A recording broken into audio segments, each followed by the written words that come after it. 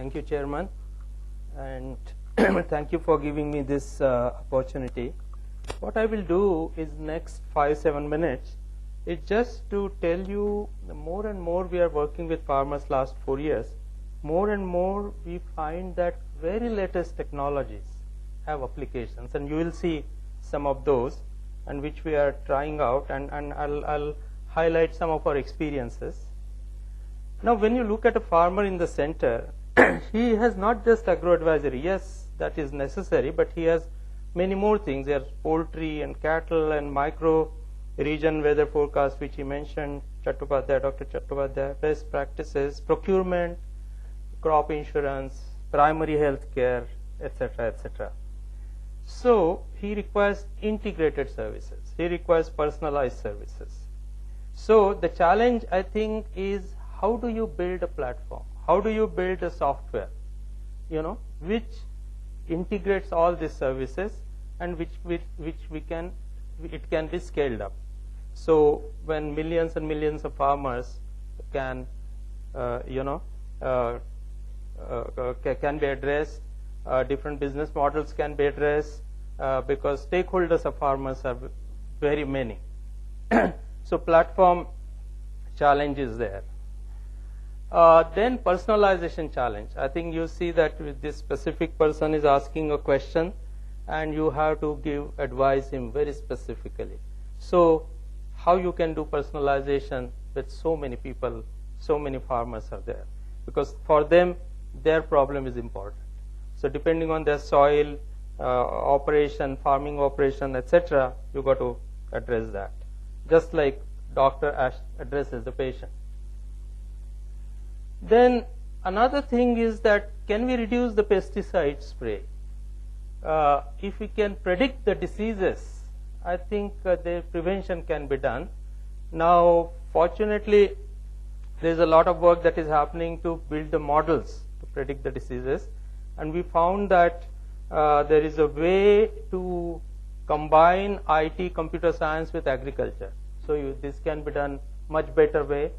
So mathematical model with human observations, you can combine that, and it can do pretty good job, because when models say that yes, there is a risk of disease, then immediately I think the application should ask few questions to farmers, ask farmers to upload some of the pictures, and that way human observation and mathematical models can be combined to increase the confidence level of these diseases. So that's another. Of course, there is a yield prediction, and there are many such models. Then end-to-end system. Here is a farmer, remote in a village, some literate, some semi-literate, some illiterate, and how you can have end-to-end system. They are asking a question, you are responding to them in what a service they want and in a personalized way. So that's also a challenge, because there are multiple components involved. So how you integrate those? Of course, the user interface is very, very important. I think the usability is very critical, and that is where you got to combine whatever makes sense. Sometimes farmers are very comfortable asking question in voice, let him do that. Sometimes he doesn't mind scrolling and clicking, let him do that. So I think that aspect is very important, user interface. Of course, Indian languages, many people said, poses a lot of challenges. Yes, they do. Of course, we have all kinds of handsets, so sometimes some of these things will not work. So that time you have to go back to some other technology. But don't let those farmers say that you cannot receive those services. The other technology could be like IVR type of technology can be integrated with the platform. Some of the things which may not come now but may come very soon is that handwritten. And if you can recognize handwritten, a lot of transactions can be done from this. So handwritten recognition for Indian languages is another technology which is very important but tough. But I think in a particular domain a specific thing, it may work. Third, I think the speech recognition, though this technology overseas has been there for last 10, 15 years, in India it's just not making progress. I mean, few words here and there is fine, but if farmer picks up a phone and asks question in his own accent and language, none of the systems work in India. I think that is very critical. I think this particular technology is most, I mean, it is required by in India the most, because that is where gives the power. Well, customization challenge, because you have multiple crops, you have multiple views, multiple experts, multiple information coming in, and how you can customize that very, very quickly, because you got to have that integrated view of a farmer to give advice. So that is another challenge, which is social networking, which was mentioned by earlier speaker. Now this is where the experiment we are doing, and it's amazing. I think this is 12 farmers in this Nera village near Mumbai. They are using this. One farmer is a progressive farmer with master's degree in agriculture.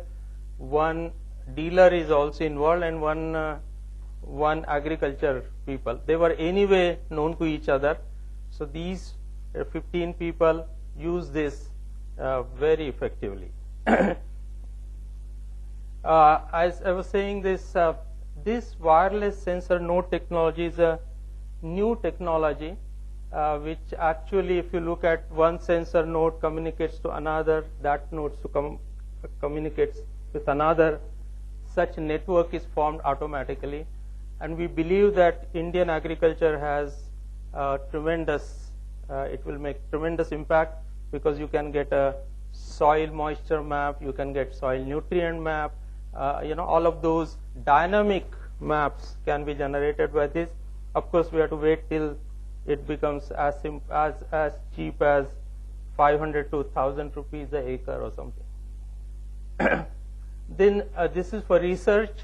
You see a lot of different varieties can be used, and some of these sensors we have put for grapes. Of course, those are for scientists who can use this, how the food comes from top and water goes from bottom, etc., etc. They study that sap flow.